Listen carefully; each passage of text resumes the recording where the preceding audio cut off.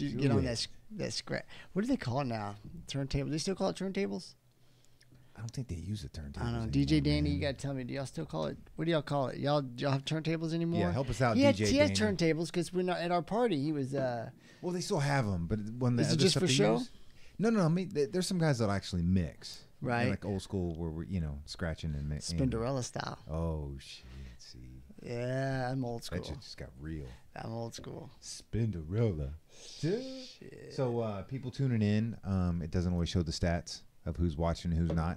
We are going to be on IG Live for about 10 minutes. Yeah. It's already live on YouTube. YouTube.com/Jason C. Powell. So jump on there. And then Washington is testing. He's helping me with the website. So he's testing the live stream on the website right now. Oh, that's sweet.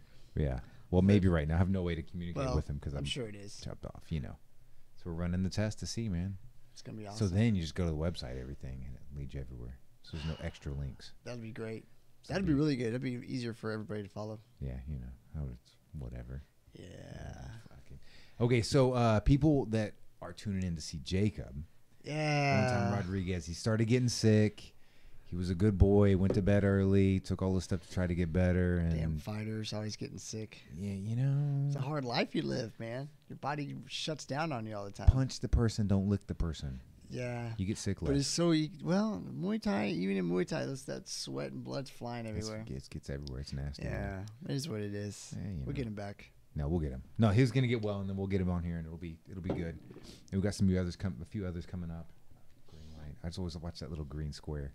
That one. Bing. Yeah, that's that the mean? magic. That means it's fucking flowing. Oh, that's good. When that goes yellow, it's okay. If it gets orange, Green's you're like, good. oh crap. It's all right, man. And then the other one, sorry, this tech stuff, y'all just gonna have to get this with everybody. I'm still learning. So we're about to get into it. We're live here on IG for the next 8 minutes or so, and then we're jumping. We are on YouTube live already. YouTube.com/Jason. I got my notes. Took notes today. Actually, had a little. So we got okay. Dude, I gotta get your opinion. I don't know if you know anything about it, but I probably don't. Terrell Owens. Oh, I do actually sitting out. He's a former cowboy, of course. That's what I figured. So I was like, I think we're safe on this because he was both the epitome, the antithesis. Are you really surprised? The guy who did sit-ups in his driveway while. No, I'm not shocked at all. Yeah, I'm not either. I'm not shocked at all that he's doing it. Yeah. He's Chattanooga, Tennessee, or some crap. He's doing something on his own. I don't know. Earlier in the day, I saw that. I don't know. He I guess he decided he was going to celebrate with close family and friends someplace else versus at the thing. Something like that. And that's what he said on his statements. He also put it out there that he's a little pissed that it took him to the third time to get it. So that's the weird. So I guess he was mad because of how he throughout his career, from what I read, and I'm not surprised. Yeah. Throughout his career, the way he was portrayed by the media, and the fact that it took him 3 tries to get into. Well, the third attempt he got voted into the Hall of Fame, and I guess obviously TO thinks he should be a first ballot Hall of Famer, which there's probably an argument for that. So this is some of the things I'm like, okay. You only have, it's a discussion that I had earlier. You only have, after your career, you only have your stats to really look at. Modern athletes, you have some video and you have some things you can go back to. But generally speaking, after your career, you've got your stats, right? Stat-wise, I had to make notes as I screwed up. Number 2 in all-time yards. Yeah. All-time? All-time. Wow, all-time receiving really yards. Impressive. Well, this is all receiver stuff. Yeah. So not all-purpose and all that kind of, tied for second in all-time receiving TDs. Tied for second with Randy Moss. Wow. Okay, Jerry Rice is the only one in front of him on total yards. 6th in number of receptions as compared to Randy Moss, who is number 8 in number of receptions. I don't know how that weighs really, but and then Pro Bowls, 6 Pro Bowls out of 15 years. 2 pseudo injury years, if that kind of makes sense. So you're not going to make those deals. So half of he only had 6 Pro Bowls. I'm actually really kind of surprised. Only 6. Seems because pretty much T.O. from I remember him always being a factor. Maybe not the first couple of years, I think, but we knew he was going to be really good. Yeah, and he was always right there. Yeah, and then just for reference, because Randy Moss made it in. Randy Moss had 7 Pro Bowl selections. Yeah, I'm actually surprised by that too. Yeah. He look. T.O. probably should have been a first ballot Hall of Famer. I mean, and honestly, if watching him play, he was always one of the top till the very, very end. Yeah. He was always one of the top 3 or 4 receivers in the league at any time. Always. He changed games, whatever team he played for. And, yeah, he probably should. But you're in the fucking Hall of Fame, bro. You made it. Your third. Like, this is them telling you, yes, you were one of the greatest of all time. Yes. You're in on the 3rd try. So what if it took you 3 times? Like, and this is a good class. What I haven't even looked up some of the better ones, right? That are in the class. So Ray Lewis is in there. Okay. Urlacher's in there. Okay. Randy Moss. Okay. And T.O. Strong class. Of course, you know what? Though we say it's a strong. It is a strong class. It's a modern class. It feels so. It's modern. Yeah, that's what I said. We've watched all these guys through their entire career. So to us, it's like, oh, these guys were all incredible. Well, everybody in the Hall of Fame is like incredible, right? We just didn't get to see all of them truly through their careers, or at least, yeah. But look, man, it's T.O. I'm not shocked. It is what it is. I wish he'd go. And this was the names. Bill somebody, the guy who basically heads the whole Hall of Fame deal, right, in the ceremonies. He's like, if you've got issues with the voters, go deal with the voters. He's like, all we do is the ceremony. Yeah. We just want to celebrate you. Like, we have nothing, like, and the ceremony has nothing to do with the votings and the ballots. Yeah. And also, he's like, just like come. And he's got an open invitation. He's like, if he wants to show up 5 minutes before, come 5 minutes before. Well, I read he'd actually picked out who his was going to give his induction speech. Yeah. Or an introduction speech. And it was the wide receiver coach for the 49ers, I believe. And his name slips my mind. But while he was there. And so I don't know what happened where he made but that's T.O. Like, T.O. always did. He always did. I think he's going to show up. Something tells me he's going to show up. Here's the thing. How's he going to miss that opportunity? I think that's T.O.'s way of making it about him. Yes. Not sharing the spotlight with the other guys. So he's like, oh, I just won't go. And then everybody, we talk about how I'm not even there. And it's about me again.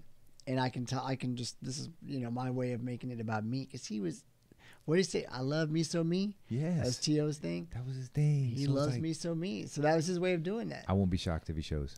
I'm not going to lie, though. When he played for the Cowboys, as much as I hated him playing for the 49ers, I loved when he played for the Cowboys. Because he's a game changer. He made a difference. And, I think he was emotionally invested in winning football games and in getting his numbers. But he was emotionally invested in his team. Remember that time he broke down crying over Romo? I think he was emotionally invested in his team. And I think, he wanted stats, but I don't think he was all about stats. He wanted to win. Like, if they lost, he was pretty upset. Yes. That's the way I remember him. Maybe not early in his career. He's screaming later in his career. I think Dallas a little bit later. Eagles, and he's screaming. He's like, let me catch the fucking ball. Yeah. Let me get the punt. Yeah. Let me go. Like, he's wanting to go and go and go. And you can say that's self-serving, but he's like, I know I can do it. I trust me. Give me the goddamn ball. Let me catch the punt. Right. Let me field the kickoffs. Let me do this. Let me, Right. So I think he was intense. I think so. I think early in his career, probably more selfish. I do remember there was a couple of games where he was just happy about his numbers. Yeah. I think he lost. He had like a 20 reception game, and I want to say they lost. That was with 49ers. I think Steve Young was throwing him the ball. Yeah. And I could be wrong. I could be mixing up a game, but it was a game like that where they lost the game. But he was excited he got his numbers or he hit a benchmark or something. Yeah, it was a snide. And everybody was like, what a... But I think later in his career, like I know when he was with the Cowboys, I actually grew to really love him because I was like, man, this guy fucking wants to win. Like and he loved Romo. I'm always a big Romo Instagram fan. Folks on Jay's and on Jay's. We're gonna cut this one now, but we're gonna talk old UFC, a little more other sports, upcoming UFC. Like jump over YouTube, Jason C. Powell. Thank you guys. See you guys later. So do the little save thing. Man, it never saves for me. Yeah. Well, it says it's saved. All right. Who knows? I don't know. If it doesn't save, ain't no thing but chicken wing. Alrighty. Dude, so that's Tio. So I think he's gonna show, man. Yeah. No. Well, he's gonna show up eventually. When he can make it more about himself. Yeah. That's when he's gonna show up for sure. 100%. He'll absolutely jump in T.O., man. Okay, I got to do a kneeling thing, man. Okay, so all right, hold on. Let me see if I've caught up to the latest kneeling pronouncement from the NFL. They had the one where you had to stay inside. You could do either. Right. If you're outside, you had to stand. If you were didn't inside, want to, totally cool. And then they just took that away completely, and it's back to where it was before. Right? Yeah, it's back to where it was before, and they're all talking. So now what? So they just took it away and said we're going to come up with something new. I don't know if the new is going to. I don't know how the new is going to work. But there is something new coming out. Yeah, they just basically took the most current rule of what we just said and just took it off the table, and everybody's talking again. Why did they take it off the table? Was there pushback from players? Because the Dolphins were the first ones to file their disciplinary report. Okay, every team's got to file this, and so in the Dolphins report, as with all their discipline and so on and so forth, they stated about the kneeling, and they listed what the discipline would be for the kneeling. I'm just going to paraphrase and throw crap in there, like here's first offense, second offense, and here's what your disciplinary is as far as fines and missing games and so all this other kind of stuff. Well, they filed it. They were just the first to file it. Every team has to. So every team would have had to done that because there's a policy. And that reignited everything. Because there was like missed games and things of that nature involved. We're not going to get away from this, are we? No, it's getting. I think we will. God, I hope so. Well, Dak your boy pissed everybody off. Man, Dak said it like, look, I'm so proud of him. He called it like he saw it, and that took some guts right there because he's speaking against a lot of players in the NFL who disagree with him strongly. Yeah. So he calls it like he sees it, and first of all, I think he's 100% correct. From what I read, yes, 100% correct. He said, "Stop kneeling, go out there." He's like, and he didn't like go hard on people kneeling. He said, "But you're not accomplishing anything. Right. That's not accomplishing anything." His whole outlet thing was, if you really feel this way, kind of like we've talked about before. Like a lot of people have said, then go into your communities and actually do something. Don't, because it's honestly it's almost like I don't want to throw TO on everybody, but when you kneel, are you really doing a protest? Or are you making it about yourself? Look, right. I'm kneeling. And now there are some guys that have gone and done a lot that were part of the kneeling. Yeah, this is true. So there are. I have no idea on percentages. I'm sure there are, but There's I know there are. I've read about it and seen them doing it. Yeah, I just don't know if it's. Well, I tell you, it's not enough that where Dak didn't say what he said. So it makes me think that it's a pretty small amount of the guys who do the kneeling who actually go into their communities and do something. Yeah. And there's a very large amount of guys kneeling to be part of that trend. Yeah, to be part of a trend. To be part of a trend. Yeah. And it's a weird thing. The whole thing, it's a weird deal. First Amendment rights. You have the right to do it, but you still got to follow the rules of your employer. And is the employer obstruct? You get into all this weird nonsense, right? So I think this. Going in hindsight, I'll give you what I'd heard over the weekend, which I loved. The first few weeks of doing it, they got everybody's attention. I did. Now, stop doing it because now you're starting to piss people off. Stop at that point doing it and take that momentum of having everybody's attention and then get your cause moving, right? Now, this was obviously social injustice and things of that nature. Great, right? Great. You brought a lot of awareness to it. There's precincts in parts of the country that have funding that they didn't before this, and some of those things were successful. But now it's shifted, like Dak said, like some of the other NFL people are saying. They're like, time and place, man. Like if you kneel now, you're just pissing people off. There's no attention to the cause anymore. You're just pissing people off. Yeah. And I think that's where we are. I think a lot of the players are at that point where they're like, hold on. All right, the point's been made. Yeah. We want to move on too. Yeah. Like stop. We don't want to deal with this year. Yeah. Like the point's been made. I wonder how many players feel the way Dak. I think quite a few if Dak is willing to step out and say what he said. Yeah. It makes me feel like there's quite a few. I think Rodney Harrison last year was like, don't be fucking kneeling in front of me. Yeah.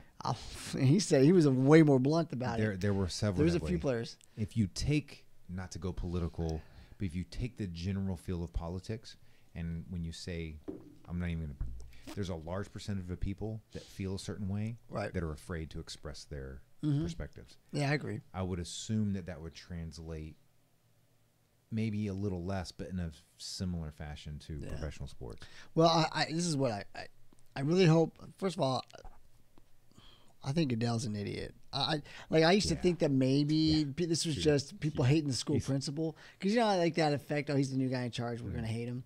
No, this guy's an idiot, and I can't believe he's getting paid the amount of money he's getting paid. Because he's doing a really crappy. Maybe yes, they're making money, but he's doing a crappy job of representing the product of the NFL. Yeah. I mean, that's I guess I'm not exactly sure what his exact job is supposed to be as commissioner, but I don't think he's doing a good job. Doing a horrible job. Well, but the owners love him. They love him because they had a chance to get rid of him, and they gave him way more money. I think Roger is in a unique position that he is the perfect scapegoat for both sides, and he's willing to take it. He's getting paid well for it. That's what I'm saying. He's getting paid for it. Didn't they give him like a G5? Oh yeah. On this last contract, they gave him a freaking like a either high his or level unlimited use or some kind of bullshit, I don't know, dude. Yeah. It's a big deal though. Oh. Okay, so get this. So here's what I had heard. Okay. It was a conservative outlet, obviously, and the whole thing. They said, you know what? I'll jump all around with it. If you're cool with kneeling, right? We're gonna boycott the national anthem, all this stuff. Are you okay with boycotts being against some certain players or protesting against certain players that have been convicted of domestic violence? I was like, oh, interesting. I'm like, all right, cool question. Let me hear what this dude's got to say. So then he goes in and he says, so if you are the broadcast, Fox Sports and CBS and all those, what they would do is they would agree to never say the person's name on air, the player's name, never give them how here we're introducing the offense and defense. They don't get to be part of that. And in play calls and all that stuff, if you make the most amazing play ever, they talk about other stuff. An amazing catch. They don't even say their number, nothing. I don't know how reference. How would you do that? Like that's almost. Oh, the defense makes a great sack. You have totally avoid their name. You give them. So nothing. The offense makes a great catch. Yeah. Like that. Well, Dak makes a great play. The receiver wide open touchdown. All right. So hold on. So they're saying that you would boycott. So in response likewise, or what if situation. So what if we boycott a player? And this would be how we boycotted the player. Right. Yeah. They're still there. They're still playing. But this would take the collusion. I hate saying that word collusion, but this would take the collusion of not just the NFL, but it would take the collusion of the network and well, the NFL doesn't have anything to do with it. Yeah, but the NFL has contracts with these guys, right? So there's got to be some type of language in there about First Amendment. You're going to force me to announce and to publicize somebody who's convicted of domestic violence? So you're saying, what if the broadcasters themselves decided to boycott? Channel or broadcasters. Okay. Does that make sense? Yeah, yeah. It really would be, to make it more parallel, it'd be the broadcasters. Right. So it'd be theirs taking a stand. Right. Say, I don't want to say his name, so I'm not going to. Yeah, and then it would be up to the company whether they want to censor him or sit him down or what. And he'd have a good case. Yeah, I mean, I guess I just thought it was hilarious. It's funny. Yeah. The little spin. You're like, what? So you're for domestic violence? You want me to promote the guy who's been convicted of domestic violence? When you start wording it like that, suddenly it starts getting. It makes you think. Kind of, you know what you're doing. You know what you're doing. You're taking those SJW, with their tactics of using language. Oh, so you're for that then? Yeah. You're for Nazi tactics if you're for that. No, that's not what I said. That's but that little tactic. You're kind of doing that back on. Which I feel like some of that was done in the kneeling thing.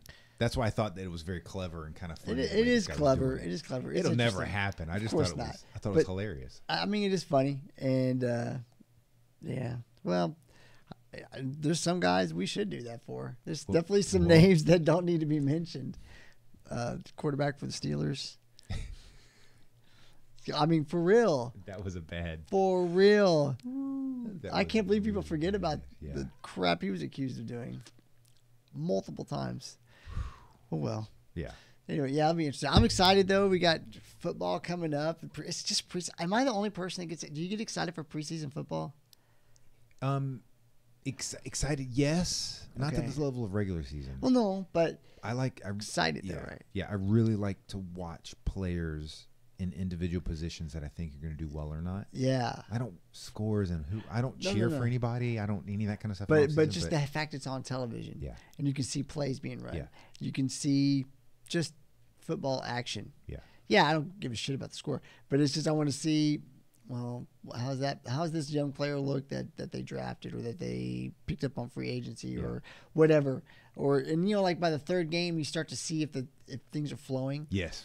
You know, you start to see, okay, is everything running well, or the plays being executed well, or it's not like it says not the score, but if you watch those first by usually by game 3, right? Yeah. By game 3, that's the one I really want to watch because I'm like, okay, because the first team's going to be in there like a half. Yeah.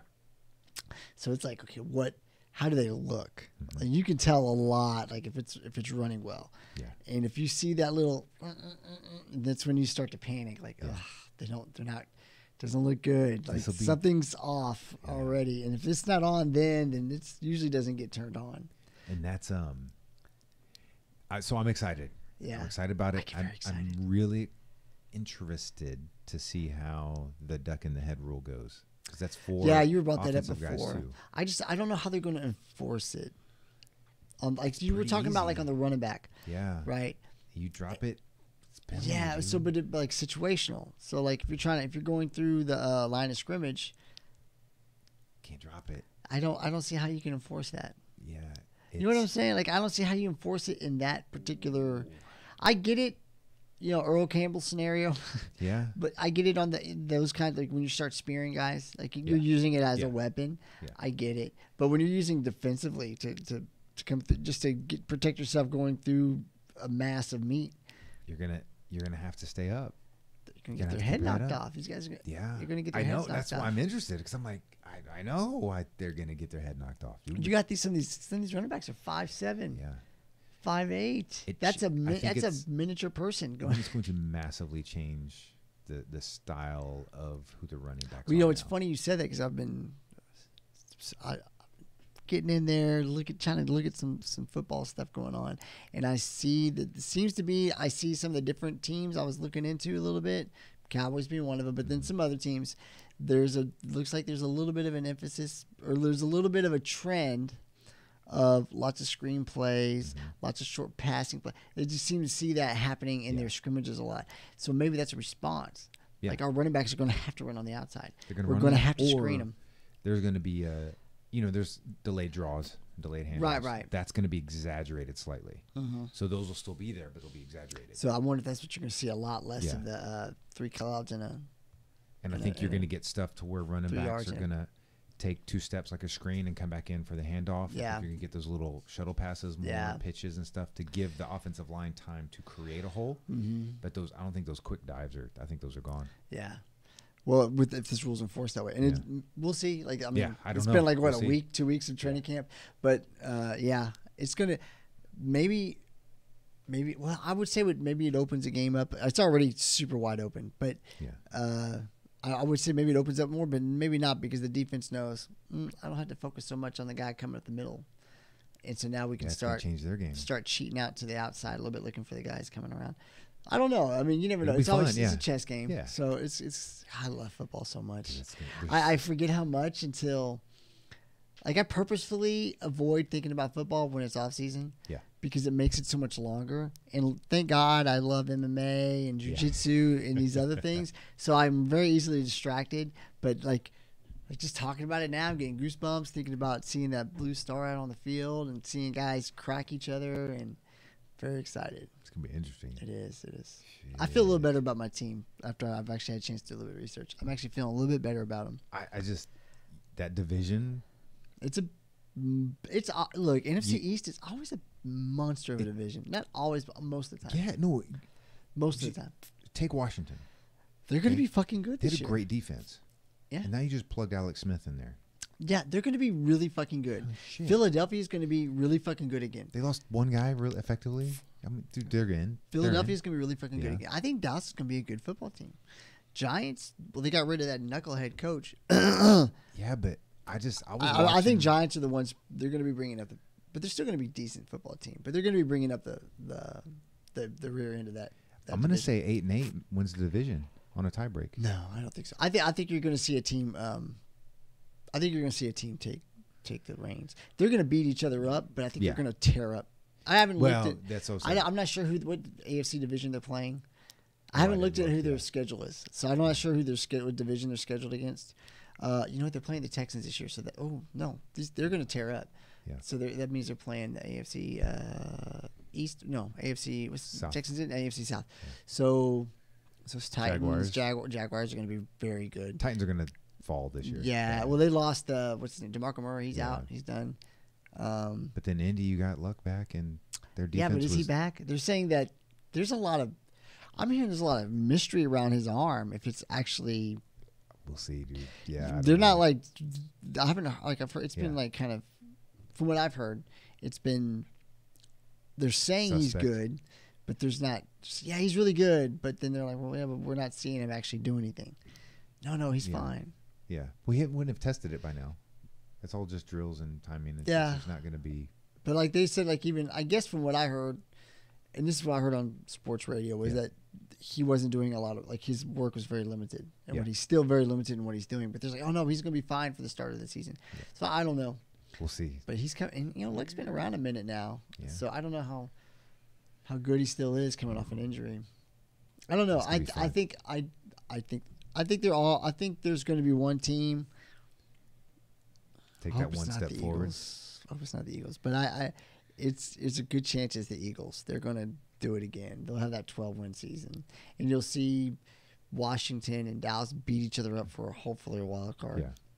Well, I'll say that I think the Giants. I think Eli is going to go off this year. That's not necessarily going to constitute to wins. Does that make sense? But I think he's going to. Have they figured out their contract this year situation with what's his nuts? Odell Beckham. Oh, I don't know. Because he was holding out. Yeah, I don't think they need him. Really? Really? I mean, if they have him, it's amazing, but I don't think he's needed. I don't know if I agree with that. Odell Beckham really opens up that. I'm not a fan of Eli Manning. I'm not either, but I was watching it and watching their attitude, and with Saquon coming in, they're going to ride that wave. This is my thing. I think Saquon Barkley has a maximum of 3 really great years because of how much he was beat up in college. He was a one-horse pony in college, man. Yeah. And he's coming in, and he's got – I would put him at the physical level or age or playing age of NFL of like 5 or 6 years right now. Oof. Because of how much he got beat up and just used and abused, and he's a truck. He's awesome. He's a kick-ass player. Don't be wrong. I mean, but he was heavily overworked at Penn State. We'll see, man. Yeah. So they're going to ride that wave.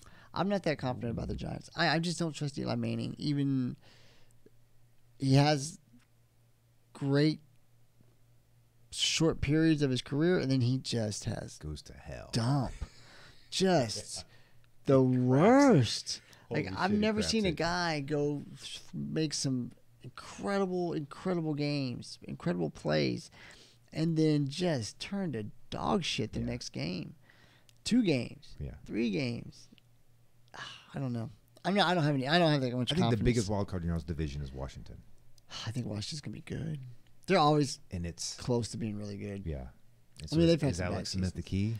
Alex Smith has been underrated his entire career. I know. So we'll see. That'll be fun. I'm excited. I'm very excited. I think April 9th is Cowboys' first preseason game. August 9th? Yeah. I mean, August 9th. Yeah. April. April. April.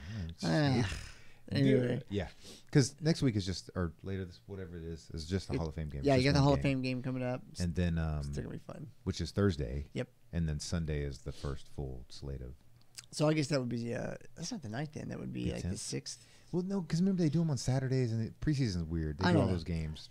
All I know is I'm watching. I don't care if it's preseason. I want to see uniforms out there throwing down. Hell yeah. So, okay. You didn't watch the fights last weekend? No, but I caught up a little bit today. Actually, I carved out a little free time for myself this afternoon. Okay. So, well, like the last part, like the last hour. Yeah. And so I got to catch up a little bit, saw some highlights. I know main card, I really wanted Alvarez to win. okay, so I'm going to throw that out there. Now, Okay. Right.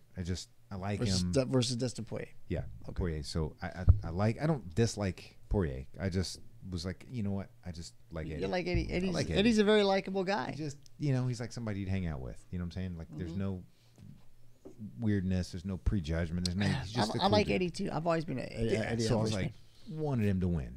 Not like I'm screaming and yelling for him, but wanted him to win. And he had him hit a full mount against the cage, and in the second round, and at about 3.5 minutes into the second round, Mark Henry's coach, because you can see on the video, screaming for him to throw that elbow, right? Well, when you're a coach and you're on the side, that's the sign for elbow. Right. You're not going to angle. Nobody's going to see that. So he's screaming, as you use left hand, screaming elbow. And you can see Eddie look over at him. Boom, right on the shoulder. Straight shoulder shot, right? Well, he jumps in there. I forget who was reffing it, but he jumps in there. He's like, stands him up, can't do it. I couldn't tell if he docked him a point or not. It didn't look like it. It looked like he just stood him up and warned him. But both fighters were confused in the moment. Later, Poirier comes on like, well, we got to know the rules and whatever. Right. Later, he comes on and said, but when they're doing it, Eddie's like looking. Poirier's like, no. He even like almost like points or gestures the shoulder. He's like, no, shoulder. He stands him up, and then winds up now. Eddie gets knocked out. Yeah. So when I looked, I saw what Dustin said. Dustin said a lot of shit after the fight. After the fight. And I'm a Poirier fan too, by the way. Yeah. Poirier, I've been watching him for a long time, and he's awesome. He's a tremendous fighter. Yes. He is and I want to talk a little bit more about him actually after this.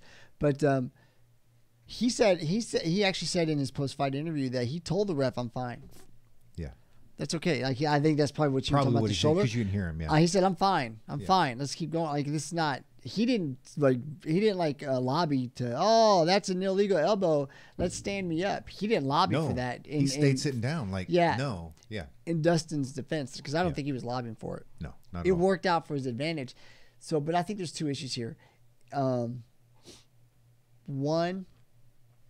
think there's one issue here: the ridiculousness of that rule, of that 12-6 elbow rule, and everybody's talked about it for a long time, and we can thank John McCain and that goddamn Congress getting involved in shit they don't need to be getting involved in, thinking that was some deadly, death blow using your 12-6 elbow. But shin kicks to the head are okay. Yeah. But the elbow is too much. You can elbow them from 11 to 7 or 3 to 9. But the official rule, just real quick, okay? Yeah. So pretend this is the head. Yeah. Right? If I come in and I'm here and I go like that, perfectly fine. Right. So elbows traveling from here to here, you can actually generate a little bit more force that way. If I go here, illegal.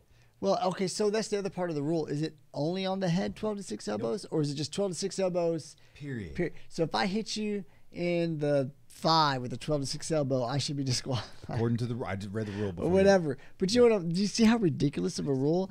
I wonder when they're going to change that. When they'll now. This might be the catalyst. Will they? Because they just got legalized in New York. Yeah. And I don't know where else they're fighting for legalization. I can't be too many more places. But I could see a 12-6 rule or an elbow rule of somebody who is on the ground, and I don't know how to word it. Right. But, I mean, you know what I mean? Like there's a feel to it to where their head is on the ground, and it's just a clean, you come up, you're in full mount, and you come straight down on the middle of their head. I could see that being a problem. That could be dangerous. I don't know. I mean, it's not very often you ever get a chance to do that. Yeah, that's a really unique. Not that it couldn't happen. Anything can happen. Obviously, but yeah. I mean, if I can take my shin and with as much energy as possible, wind it up and sling it into crack your skull with it, then that is no different. I mean, that's not. I don't even think I don't believe that's more force than that. Yeah. I mean, I don't know without seeing a scientific study, but just my understanding and whatever. I don't. Yeah. It's a ridiculous rule. It's silly. It's always been a ridiculous rule. And, I thought a warning maybe probably could have been given on that one. He didn't hit strike. He didn't didn't hit him in the head. No. He hit him in the shoulder. And it wasn't It even could have a been a direct simple shoulder. Yeah. Eddie, no 12-6 elbows. Yeah. You know, it didn't cause damage. No. It was like it was just you know, it was just one of those strikes you get. Like, I guarantee you Dustin didn't feel it. Like, it didn't. No. Of all the strikes Dustin took that night, that was one of the least that he dealt with. Shin checks hurt worse than that. Let's be real. For sure, they hurt worse than that. But yeah, I don't know what. Like, I don't know if of course he has the option of giving him a warning. He could have given him a warning and said, "Hey," or not, you know, like, not stopped it and not given up because he worked hard to get to that position. That's what. Yeah. Not because that was a game changing. Yeah, you're right, Dustin. That may have given Dustin the fight. We will know. Yeah. But it sure didn't hurt him. You know.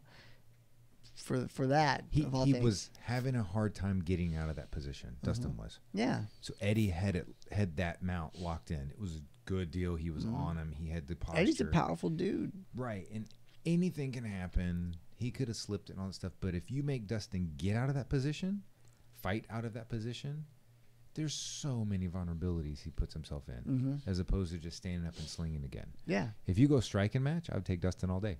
Oh, yeah. Oh, yeah. No, Dustin's a way better striker. Yeah, 10 out of 10. 100%. So you take a strong, dominant position. You said the key word that he had to really work for. You got to work to get into that type of position. Hell yeah. And so he worked so hard to get there, does something pseudo-questionable, scream a warning at him, let him finish it out. Yeah. You know.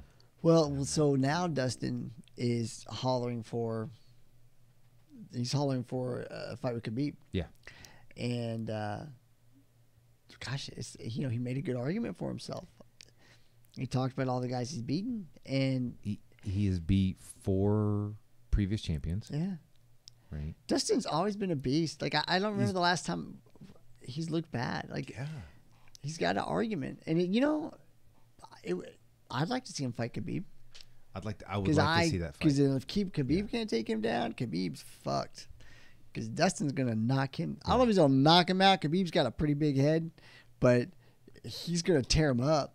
I just tying in because I want to chit chat about Poirier more, but I'm going to say he's going to take a back seat to Conor and Khabib. Well, so Conor's cleared to fight.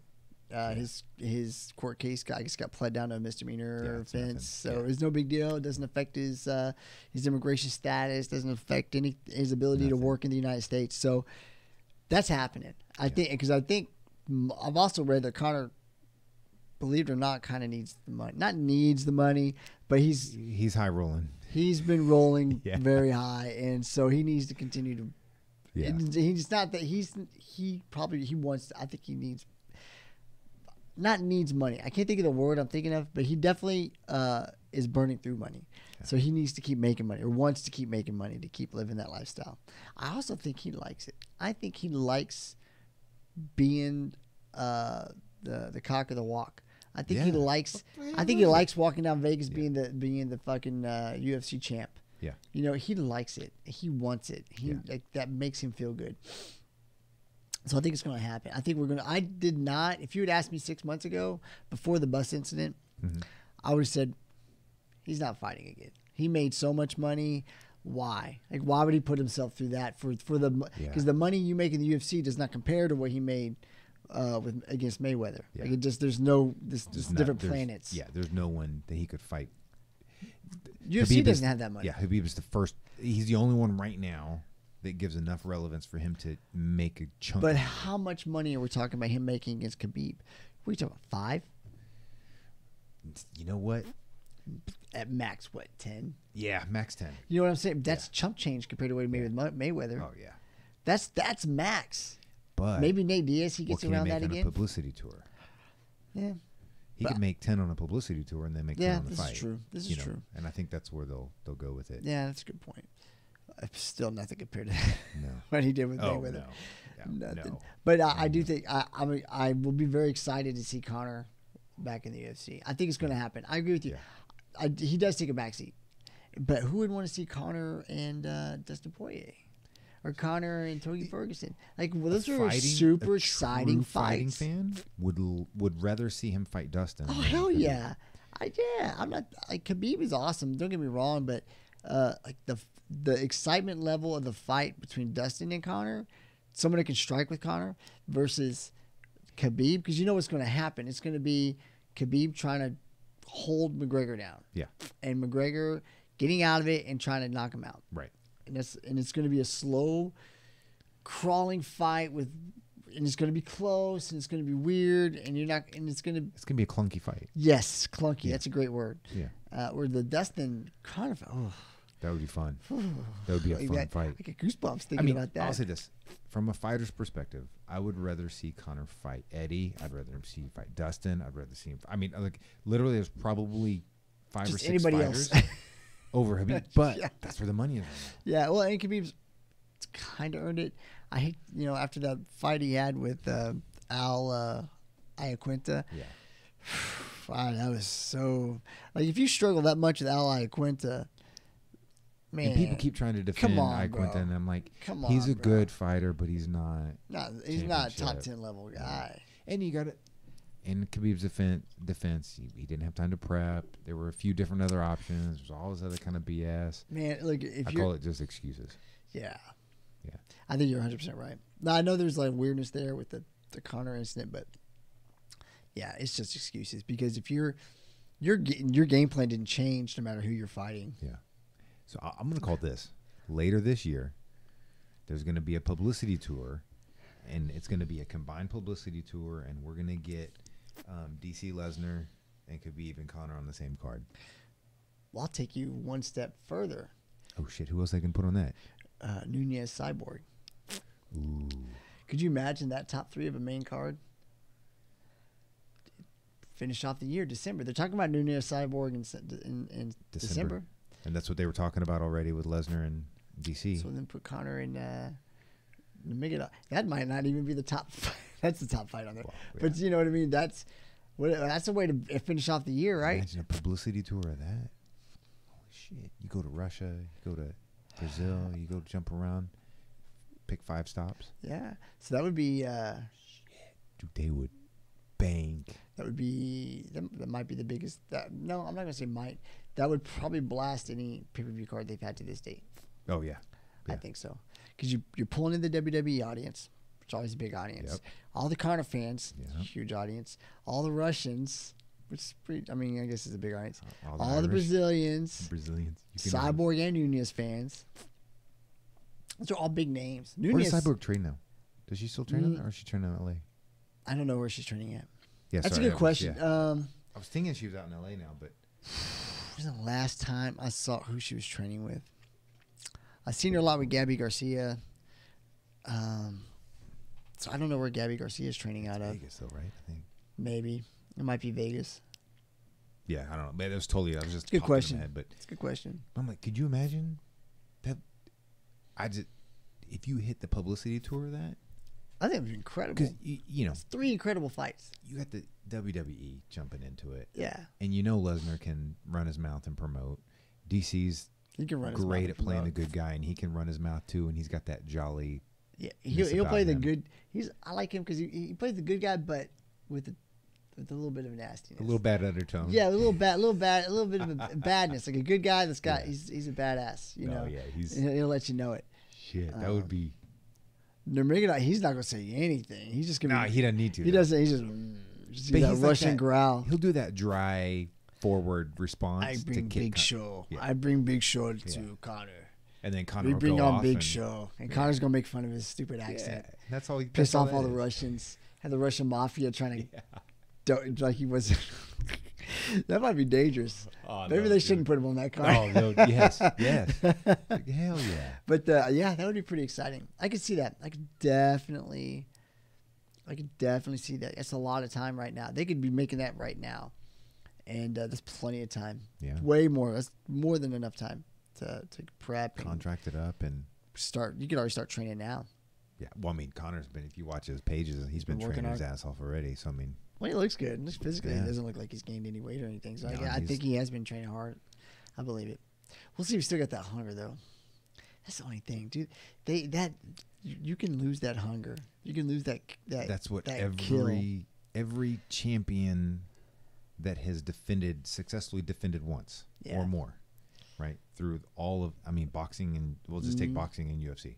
right? Or take all MMA, take all that. Yeah. All that I've ever heard, that I've spoken with, that all of those, they all say that the hardest thing is to not to get complacent. Yeah. Because you're Keep there. that hunger. That's that thing. You're like, you've got to find something that's there. And that's one of the things, if people go back and look at the Rogan podcast with GSP,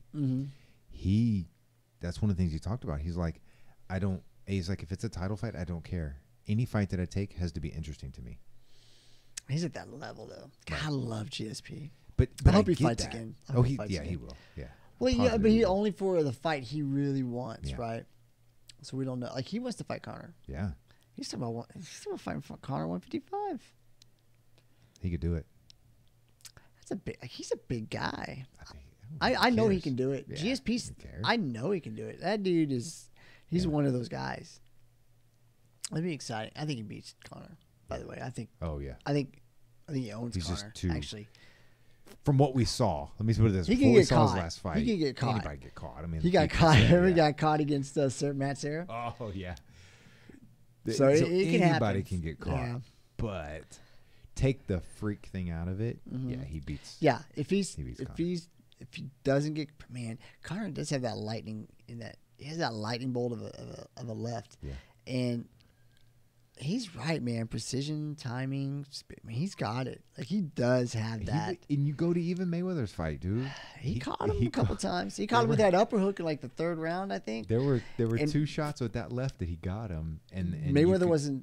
You could see him tighten up. Mayweather was like, he got a little more serious. Yeah, It's like, hold on. Yeah, that's all right. I mean, that's not gonna happen again.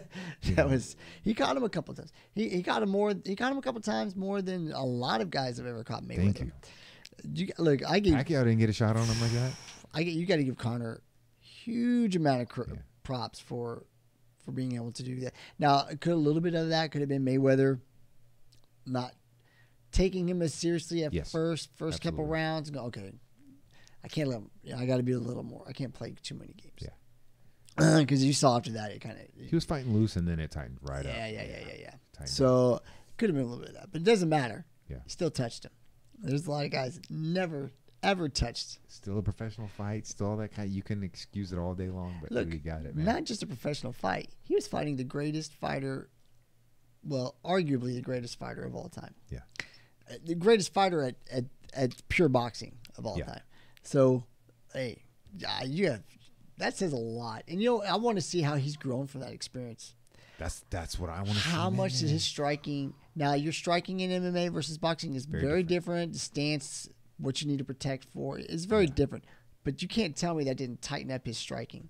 You cannot tell me that he doesn't have a little more pop in those hands now. I think there's no question. I think he does. A little more crispness, a little more placement, a little more timing. Do that. That's all you need. He didn't get a full training camp for that Mayweather fight. That was the other thing too. That was a shortened. Yeah. It was a short. He did not get a full training camp. I think it was like 6 weeks. Yeah. It was not enough time. But still, in that 6 weeks, yes, he soaked it up like a sponge. Yeah, he learned. So I really want to see Conor back. Yeah. I think it's gonna be fun. I mean, I don't want to wait till December, but that's likely. I think that's the most likely. Yeah. I agree. Yeah. I think that would be I think December would be the earliest. Yeah. But we should, if it's going to happen, we should start hearing about it pretty soon. You should start hearing things leaking pretty soon. Well, I think he's going to be at this weekend's UFC. So we might hear something there. So then you're going to hear this weekend's UFC. Yeah. Looks good. I know. Well, a couple of the fights are good. Well, yeah. As every card, if you've got 10 fights, if you've got 2 or 3 that are super good or interesting, that's a good card. Because the other ones, I mean, you got to give people their chance. Yeah. And you can take 2 mediocre guys or girls and put them in there, and you can get the greatest fight you've ever seen in your life. And you've got to give those opportunities to them. But yeah, this is a good one. Well, I like the top 2. The other, I don't really know. I know Thiago Silva, but I don't know some of the other ones on there. I don't know the girls. Who else we got? Oh, Cub Swanson's on there, of course. Well, Viana's been around a while, right? I can't. I hate to sound like a sexist pig. I don't follow the girls that close. I follow the top couple. Yeah, I mean, and I'm very guilty of that. And it's not that I don't like watching the girls, because I think the girls are extremely exciting. Yeah. There's just so many names, and I just like I'll like keep like okay the top couple girls, and then I'm kind of gonna lose say track. like this is piss a lot of people off with the women's in UFC. This is kind of where I am with it. It still feels a little bit new, and outside of the top few, the few top ranked ones, I don't trust the rest of them. I'm afraid to start following them because I'm like, you're part of the new thing. Yeah, which we saw that with the bantamweight deal in UFC, and we saw like you get because they're just trying to have them in there, and you need a volume because you got to have fights, right? And there's a lot that I don't trust. Right. I think that's kind of my deal. That's a good way to put it. It's like replacements in Vietnam. Yeah. Yeah. Until you've been here at least 6 months, I don't know your name. Exactly. It's kind of like just let me hear about you did something great. Yeah. And now you got my interest. Now I'm yeah. Yeah. I think I'm kind of with you on that. There's been a lot of names pop up, then go away. But there's been a few. There's the ones that are kind of sticking around, like this last week with Joanna. Yeah. I can never say her name. It's too many consonants in a row. She's like, yeah, and then Tisha Torres. that was pretty exciting. And then so those names right there, like they're around steady. Yeah. They're steadily giving good performances. But Joanna's 30 or 31 now. She's still a beast though. Which is great, but I'm just saying that she's been there. She's been there for a minute. Yeah. She's been there for a minute. But it just doesn't feel like it's that long. But I guess it has been. But the women's division is still pretty new. Yeah, and it's still developing. It's been years, but only a few. But she had the Ronda Rousey era. Yeah, and there was really nobody. The Ronda Rousey era. Please, people are gonna kill me for this. I think Ronda Rousey is exactly the fighter she ended the whole time. Yeah, she was never a great. She's great judo. She's great. I mean, obviously that kind of stuff. But as far as MMA and UFC. Her record is not indicative of who she was as a fighter. Right. But she was what she was. She was the first kind of mega superstar. Yeah. And they needed She was at she was extremely high level at her judo and grappling. Yes. So she was at the stage where men were, say, 20 years ago. Where if you get a guy that walks in extremely high level at one, like Muay Thai or at maybe more grappling. Grappling seems to transcend better at first. Yes. Because that's the one thing, if the striking's not, if you go to the ground and the other person doesn't have ground, it's over. Yeah, done. If you got good throws and the other person can't defend, and you combine that with ground, it's over. Yeah. Like it's over. Like if you've got to have, you have to be able to grapple and defend and get back up. Like you just have to and defend the submissions. If you can't, the fight's done. Like the fight's done before you walk on the mat or into the cage. And I think that's the errors that was in. She was so superior at that particular skill set. None of the girls were close. And then a lot of the other girls were better strikers than her for sure. Yeah. But it didn't matter. She could bully in. She could bully in. She could take a couple shots, and then it was over. You know. She was good for her little error. And she was, and she beat a couple of good names, but I think the hype was weird because the women's division was new. So I think even some of the better other female fighters that we've seen stay around through that and since that were a little starstruck, and it's just a weird thing. Well, you saw that. You saw the Tyson effect a little bit. It's a weird with girls thing. coming in, they were immediately just And then, well, you had what's her name? Oh man, from Washington, from up in Tacoma. I think it's Tacoma. Or no, Spokane. What's her name? The one girl that she fought twice. Oh. She was on the UFC. Tough. I don't know. I hate that one. I'm trying to think of a name offhand. I feel like a turd. And I know you're talking she's kind of hot. She's kind of hot. Yeah, for the fighters. But she was like her. She would be her nemesis, I guess. Yeah. Or the one she wasn't afraid of her. She was the one that wasn't afraid of her and actually would push her. Right, would push her. But really, you look at her striking to these girls now, and I think she fought Holly Holm. She fought Holly Holm, right? Yeah, Holly killed her. Yeah, and Holly murked her. Yeah. So you saw like Holly Holm was that next level strikers coming in. Oh yeah. And still is. Holly Holm's still a killer. That's when you saw that next level fighters coming in, where it's like, okay, now these girls they're a different level.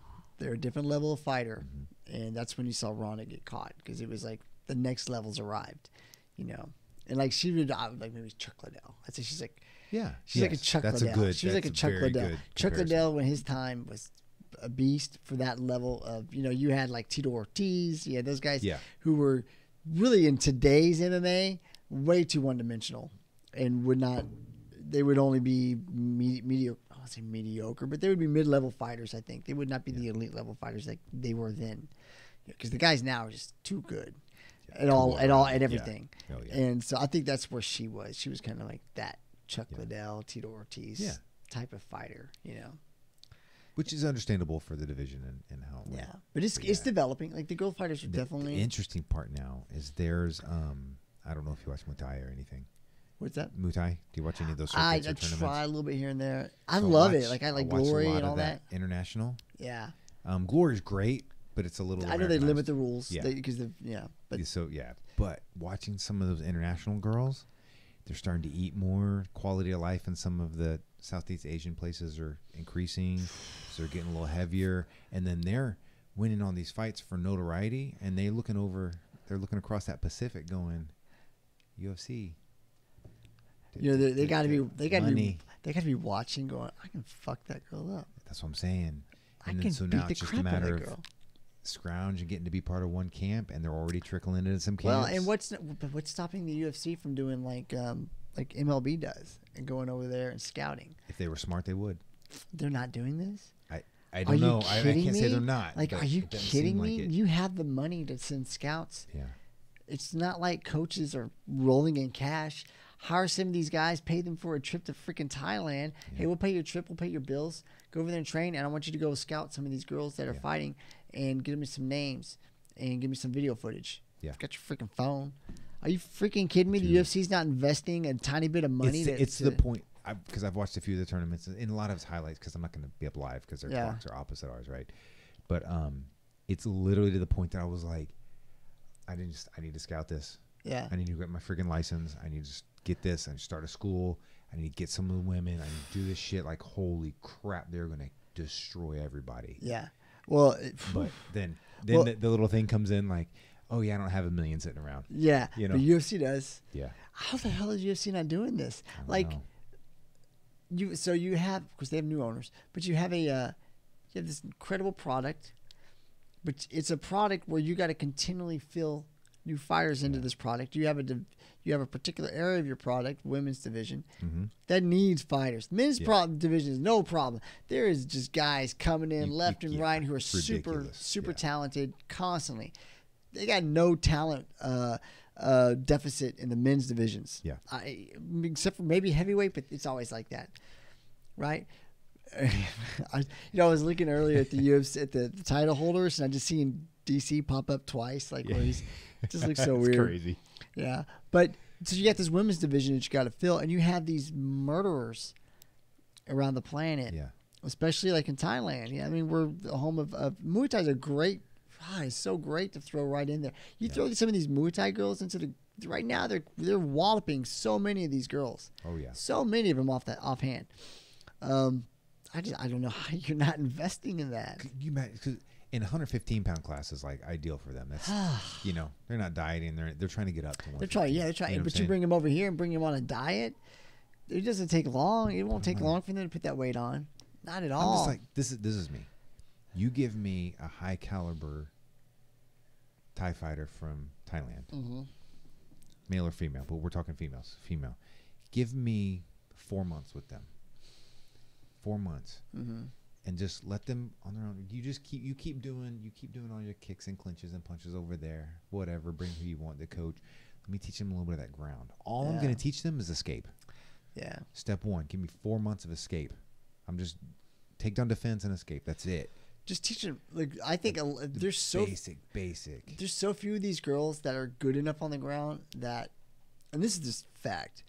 And I know there's probably a couple, and I'm trying to think of who they are, but I don't know them offhand. Most of these girls aren't good enough that even if they get a girl on the ground, they can finish them on a regular basis. Like if you get a girl, if they get a girl like someone like a Muay Thai chick who's very strong, physically agile, they may get her down, but they can't finish her, and the girl's strong enough, she's going to get herself back up without getting finished. Right. So there's not that many girls who are that good on the ground, to that level. Like you have guys like that in the UFC where, I'm not even going to go Damian Maia because that's just the extreme example.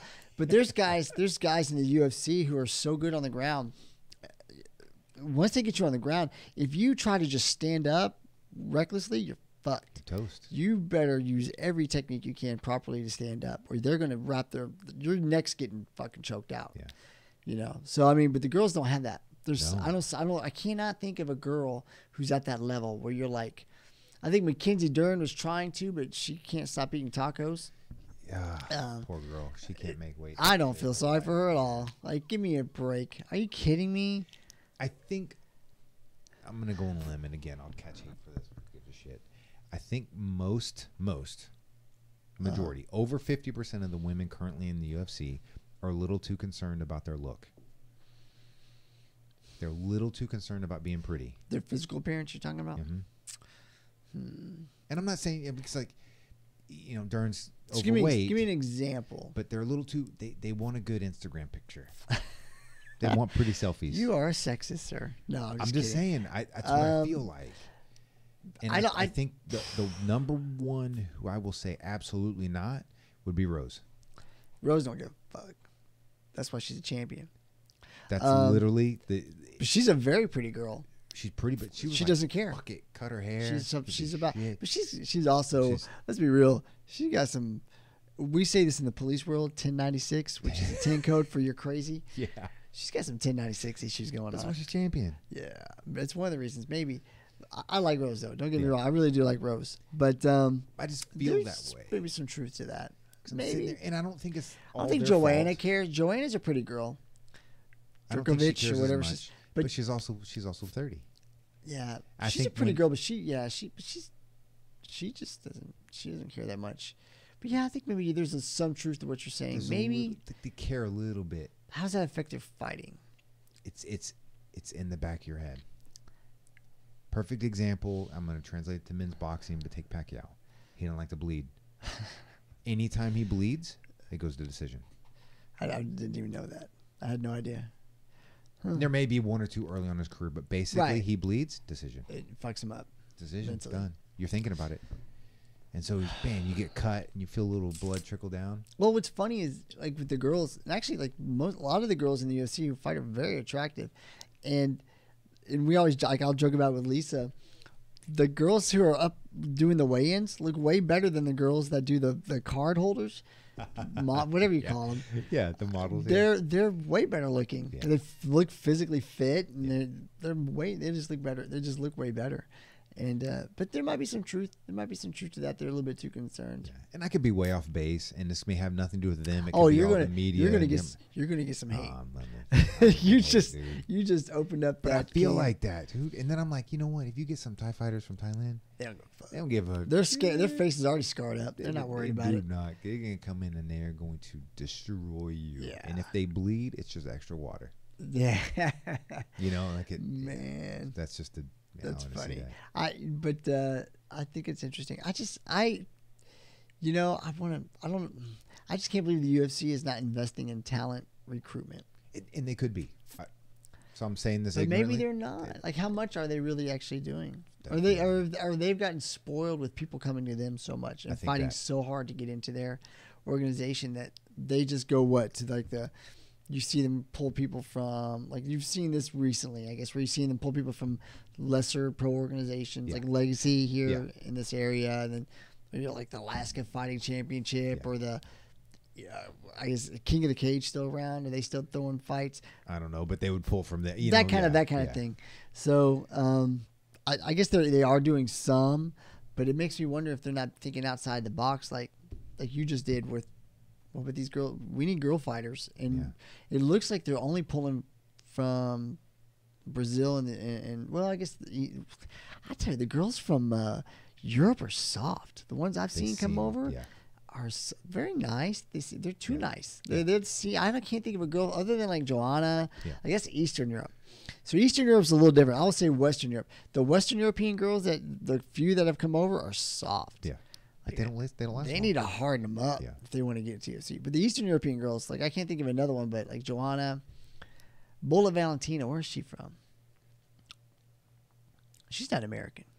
No, but I think she may have been born and raised here. It's like, Maybe. But I'm not. Yeah. Because her name is like Polish or something. Because we used to see Bullet Valentina. Valentina. It's like Valentina, and then her last name's like Valentina's her married name, right? Is it? I'm not sure. I should know because she trains here in Houston some. Yeah. She does a lot of her jiu-jitsu here in Houston. I don't know. But I don't know. Speaking of the girls, I think they need to do some more. If they're not, they should be. Like, I don't know. Bring the intensity in. I would like that. That would be fun. It would be fun to see. Yeah. Just the introduction of some of those girls. It'd be exciting. And it could be a massive fail, but maybe a massive success. I don't have a clue. Man. It could be. It could be. So we can go scrounge. It depends on how teachable they are, right? Because the issue is they've been, since they're 4 years old, they've been doing Muay Thai. How do you reprogram the brain to suddenly, okay, well, you can't stand straight up.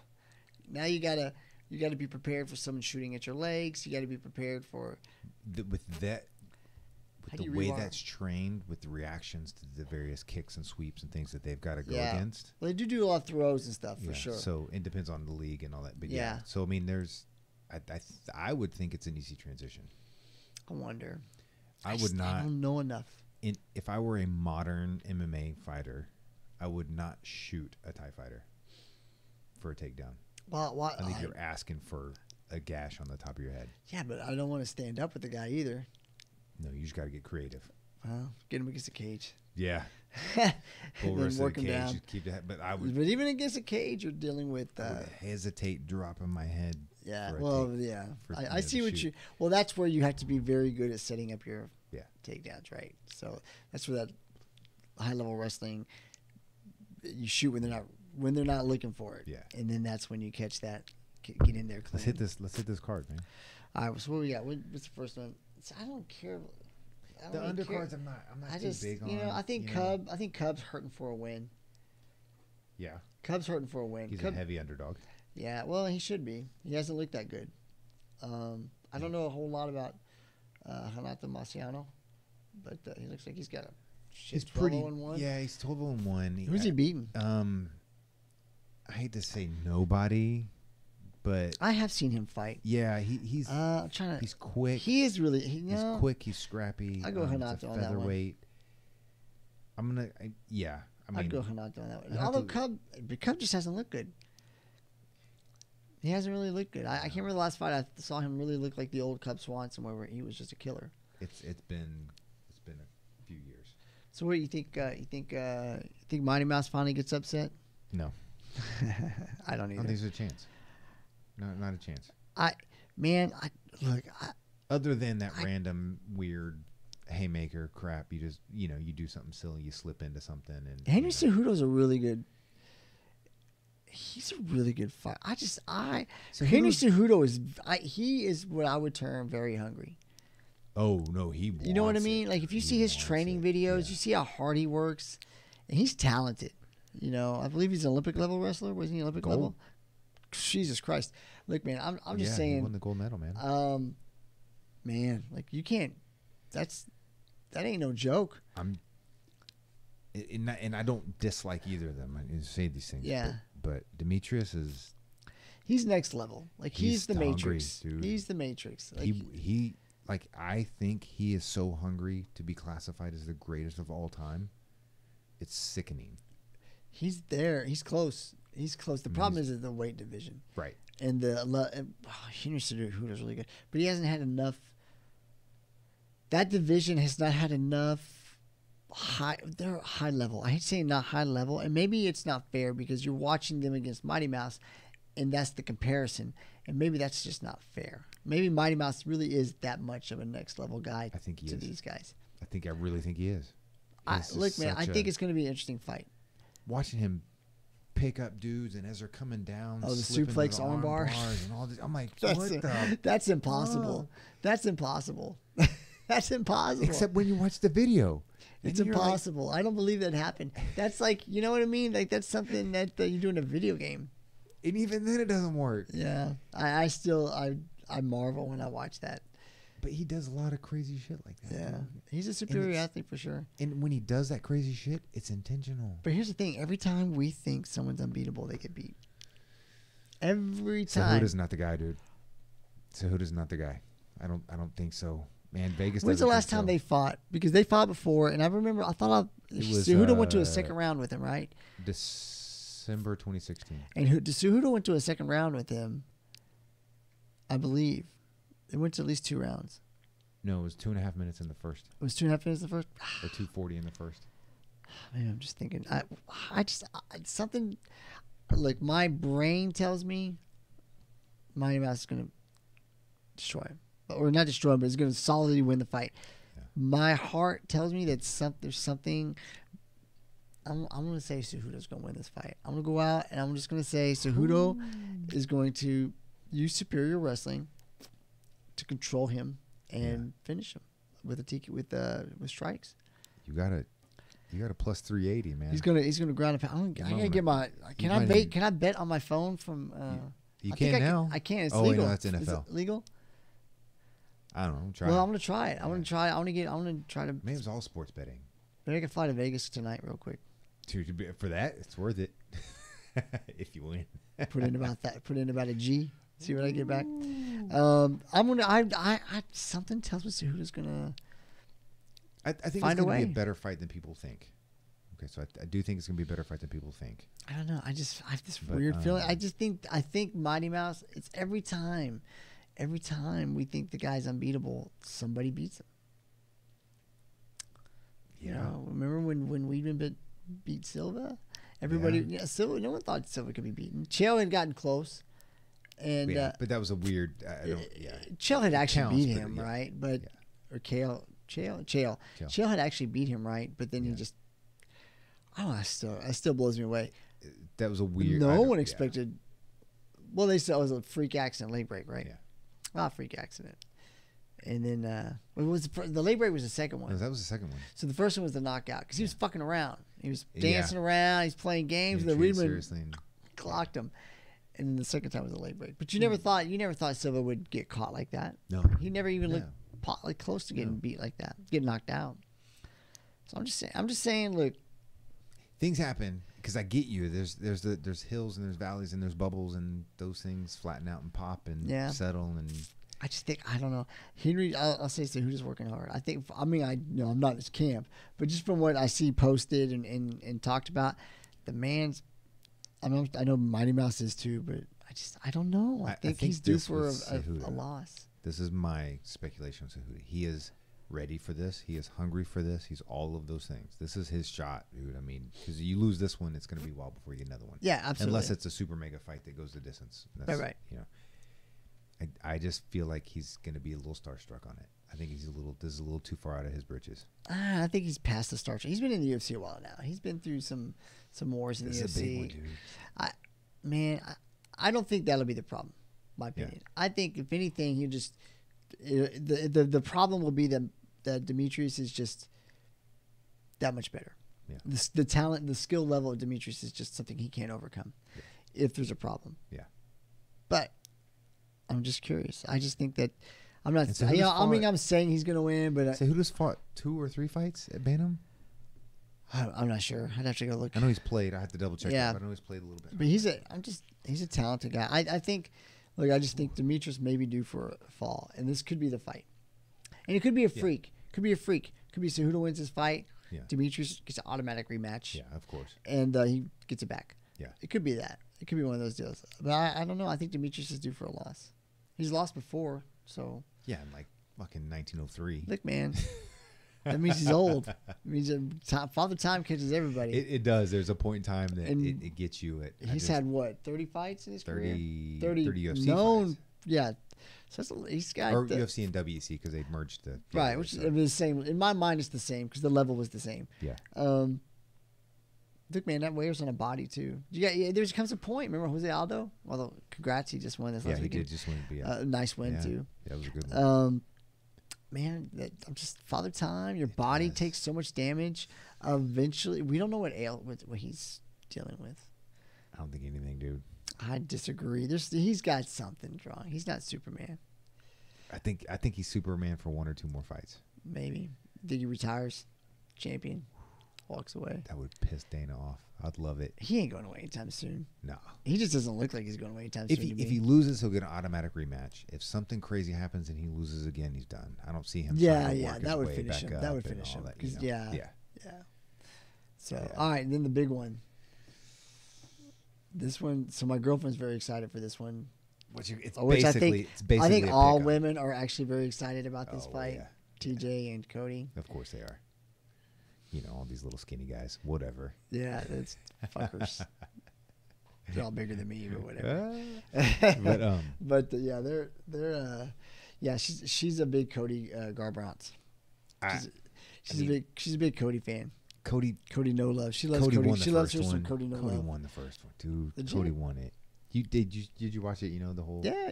He knocked him the fuck out. 100%. He knocked him out, and the bell saved him. Yep. I hate that the bell can save people. Yeah, it shouldn't be. It should not be able to. If you're, I don't know what the written rule is, but yeah, if you can't, we don't do standing 9 counts in UFC, but it seems like at that point it was over. It seems like at that point you would say, okay, if someone gets knocked out at the bell, then there's a 9 count, and if you can't get up after 9, fight's over. Yeah. He would have gotten up. I mean, he was up. He was wobbly. He was kind of. Well, you're saying Cody would have finished him at that? Yeah. Well, but I was just like, I don't know. It's what it is. He just the way the timing happened. And as fighters are fighters. I don't know the right way to say this, right? I mean, because you deal with some of this, and then I've dealt with it, and things that there is a flow and there's a pattern, there's a system to things, and it's very fragile. Mm-hmm. And when weird little things happen, like getting stood up on the elbow to the shoulder, and you knocked him out, but then you didn't.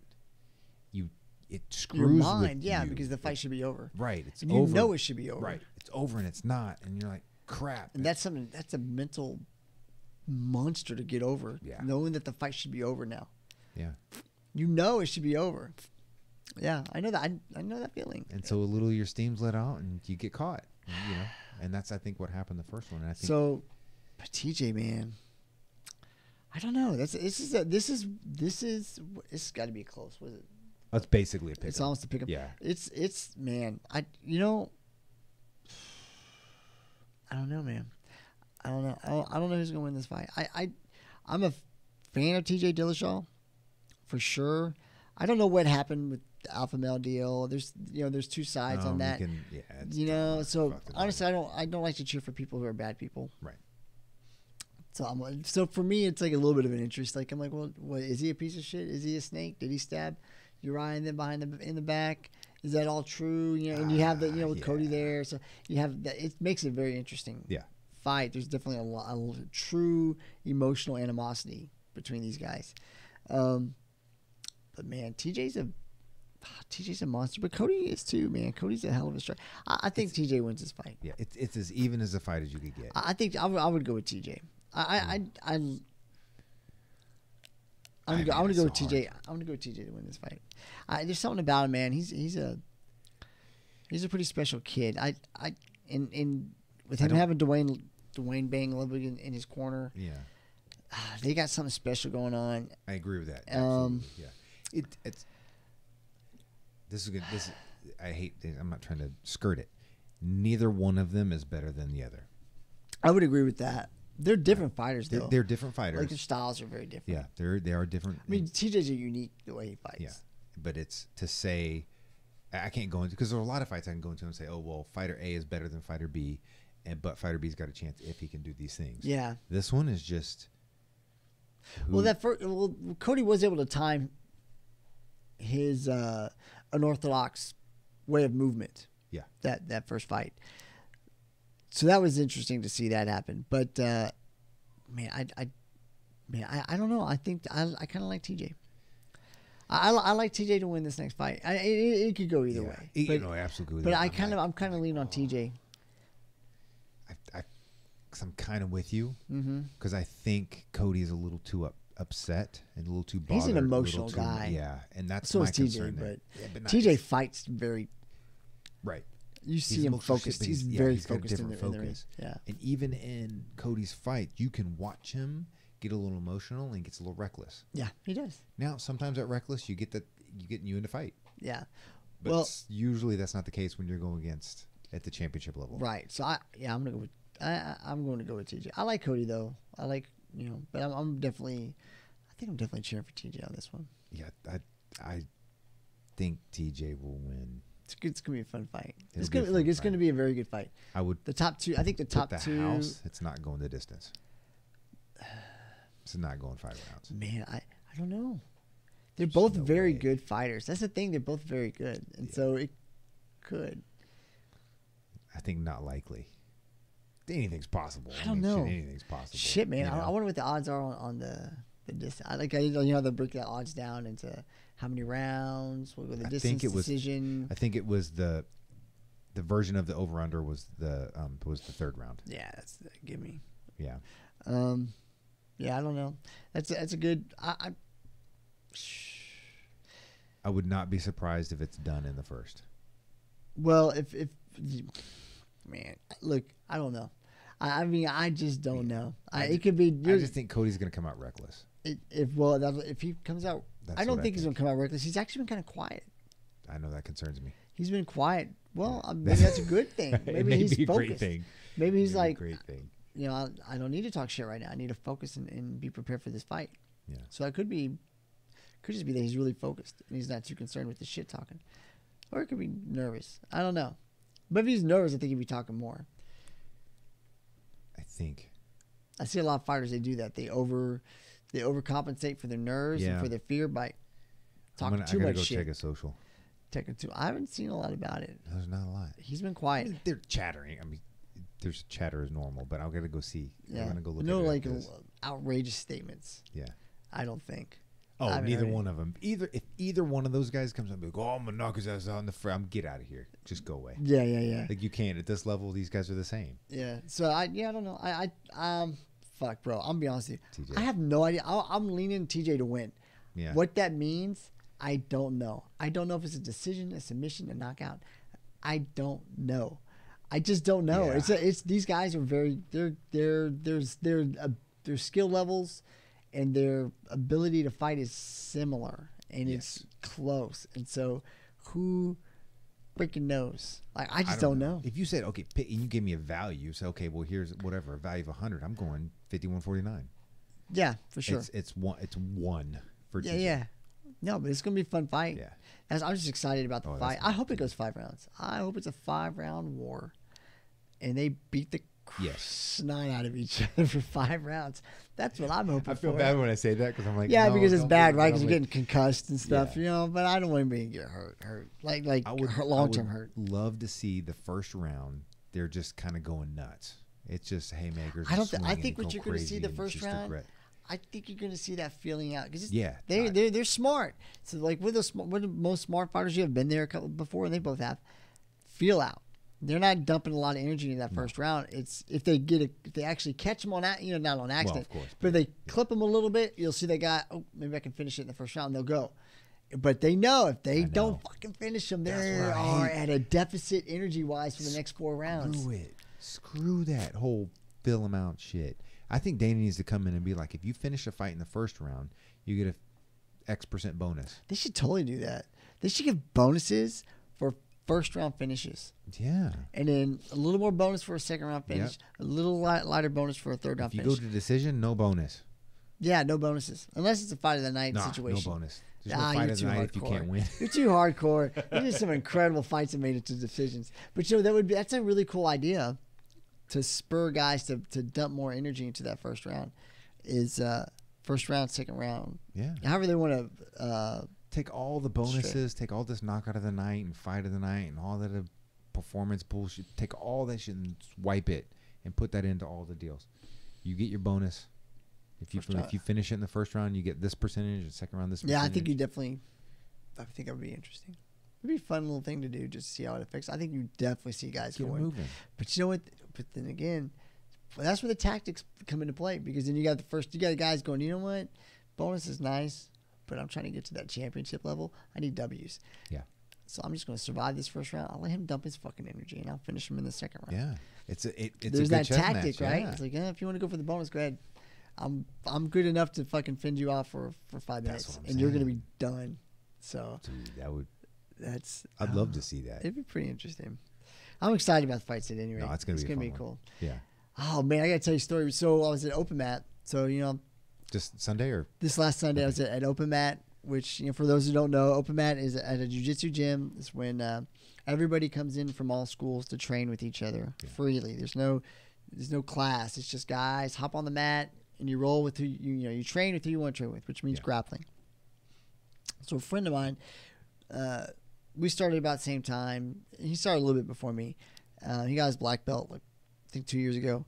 And so we were talking about the whole black belt stuff. Yeah. And he was telling me what to expect in Vegas, which he did not instill a lot of confidence in me. But at any rate, it's another story. So he goes, "Hey, man, I got this white belt. I'm about to promote the blue belt." He says, you want to go kick his ass for me for 5 minutes? I was like, okay, fuck it. All right. So pulled this kid over, and he didn't know who I was.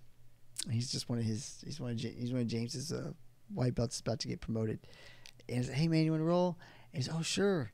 And so we start to go, and then I immediately engage and just boom, just throw him on the ground and start going. I choke him out in like 20 seconds, I think. And we stopped, and I just saw his face, like I saw his eyes, like you ever see someone's eyes just go super white? Yeah. And I saw that like, oh shit. And I still got 4 minutes and so much time left to go. And then so I just started hammering him, right? I was just kicking his ass for 5 minutes. And he doesn't know he's getting promoted to blue belt. Yeah. And so I'm just kicking his ass, and we get done. He's just like, I said, "Hey man," he was a tough kid, man. He rolled really hard, and I was like, "Man, did a good job. He's real tough." He's okay. And then James was like, what did he say? He said some smart ass comment to him, and I felt bad. I literally felt like not real bad. I felt bad because I thought I didn't want the other guys around me to think, what the fuck? Yeah. Why is he bullying this poor white belt? Why is he fucking being a dick to him? What a dick. I felt like you're like, no, dude. No. He's getting his blue belt, and my friend asked me to kick his ass for 5 minutes, just to help him break. It's part of getting. And I wanted to tell the kid, like, hey, I'm not a dick, but you're getting your blue belt, so this is part of the process of getting your belt promotion. You get your ass kicked by upper belts for a little bit, and I couldn't say anything.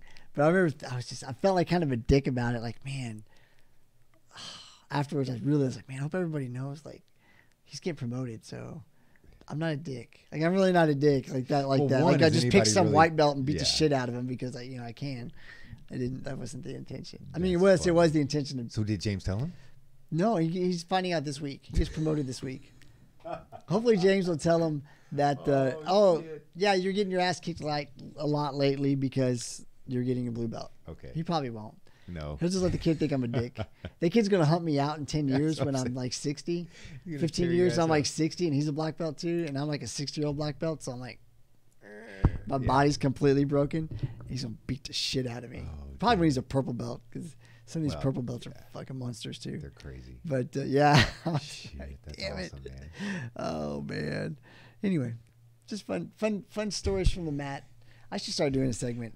Stories from the mat. You got to. Some of those are good. We have good ones every week. We have good ones every week.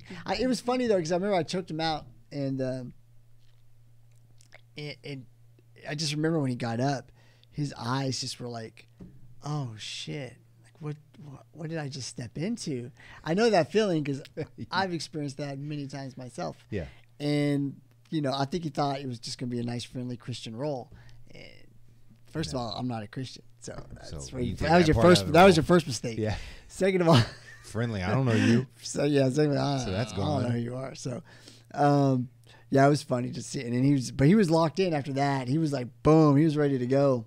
It didn't matter, but at least he was ready to go. Like his switch turned on, and it was fun, man. I need to do a segment. I'll start doing segment stories from the mat because we have weird shit happen.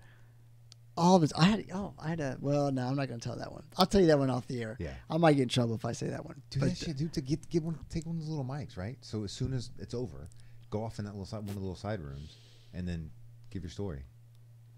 Well, this story I cannot tell on air. Yeah. But no, but I'll tell you afterwards. But I don't get in trouble. But I think I'm gonna start doing it. That's a good idea. I'll bring those in every week because we have some weird shit, funny shit, crazy shit that happens. You can do it when it's fresh, man. Don't be like, oh, I'll talk about this later. No. I use my phone. Yeah. I'll probably just I'll write it down, and then that way when I come in, so I got my ass kicked this week. Let me tell you about it. That could be funny. A lot of times it is funny, especially when getting oil checked.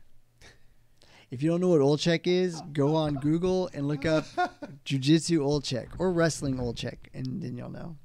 Yeah, I guess wrestling too. Yeah. No homo. No homo. Feels homo, but it's not. You're not really supposed to do it, but some people can hold you down and do it, and there's not much you can do about it. When you get in that. No. Yeah. Anyway. That's going to happen in a UFC fight. I'm pretty sure it already has. I just haven't seen it. I saw something recently where, I think it was a jiu-jitsu fight, where a dude literally, his whole hand looked like it was in his asshole. And he was using it. Yeah. In fact, I think the ref actually put his hand away and like, no. Like, you're too far. Like he had stuck his hand like all the. And actually, now I want to bring up something else real quick. But he had stuck like his hand was all the way up, and he's using it. Because you use it. Well, one, it'll prod someone to move, but two, you can use it as a grip. It's good leverage. You can grab someone by the asshole and move them. It worked. I'm just saying. It does. Not that I've done it. But, like, the guy grabs him, and I think the ref comes along and slaps his hand away, like, no, it's too much. And then the ref moves over, and he grabs him again to do it. He must have been an old-school wrestler. Like, it just didn't click in his head. Like, super random. I didn't know that you couldn't grab ears. So, yeah, I was going to say the wet willy that Dustin Poirier talked about. He said Eddie Alvarez wet willied him. Yeah. But, he was trying to move him or something. Well, during the fight, I saw it, and ref went over and slapped his hand away. Yeah, That's what made me think of that. Yeah. You said that. Yeah, because like, no shit, I didn't know. I meant to bring that up. Yeah, he gave him a wet willy. That's what. Yeah, he was giving me wet willies. He was trying to rip your ear off. Yeah, he was really trying to do it. When we say wet willy, he was trying to pull him by his ear thing, which that's old school stuff. Eddie Alvarez has been a long time, man. Like he fought in Pride. Didn't he fight Pride? I'm gonna say he fought in Japanese organizations. Yes. I just don't know if it was Pride. He fought in Dream. He fought in he's fought in a lot. He's been around a long time. I'm trying to remember the promo because when he came on, they were showing the blitz of all the. Yeah, he's fought. I'm almost positive he has. If not, but he's definitely fought in Japan for a while. He did before he came over to UFC. Because I always liked him over there. I was like, man, get this guy in the UFC. He's really good. And then when we find out he's really good, but he's not quite the best. Like, he's still below that. Yeah, he's really good. He's just going to be a consistent. Right below that challenge. Very top. Yeah, we were talking about that Sunday, as a matter of fact, and we were just talking about the levels of guys. And it's what makes martial arts and UFC and all that stuff so interesting. We were just talking about the levels of fighters. We'll say we were talking about jiu-jitsu, and we were talking about somebody we all knew who's very good and beats the shit out of all of us and finishes top level in tournaments all the time. Well, we had a top level down here, top level guy, like top of the food chain guy. Well, Braulio Estima was here. He did a seminar. He showed us it was a really cool guy, by the way. He showed us a technique, really cool technique, type of choke. And then I remember him going with that guy who's also a high level black belt and doing that technique to him. And I'd never seen that happen. Like, I'd never seen anybody do that to him, much less do the technique of the day. Was it for show or were they actually rolling? No, this was live training. We were all live training. Yeah, we were all live training, and I'm over there, and I'm like, I've never seen anybody do that to him. But it just shows, like, there's that. Next time I'm here, somebody remind me to tell you my Estima story. Because actually, I got to hang out with Estima all weekend when he was here. Okay. And he told me some good stuff. And he told me a funny story from Dallas. And anyway, it's a road rage incident. We need to hear. Yeah, we need. So we'll next time we'll hit that with my. I'll try and I'll do that. I'll add that with my. You gotta go choke some people. My Matt stories. Maybe I'll get a good Matt story today. Oh, well, of course you will.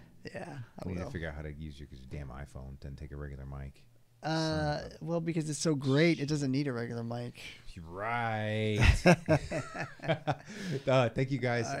Jacob will be on soon. That'd be great. That'd be great. It'll be fun. We're gonna harass Brian. Yeah, I'm gonna talk to Brian today. He'll for sure he'll come on. Yeah, just gotta arrange the date. Yeah, it's just he just came back from fucking Idaho. Yeah, it looked like he had fun.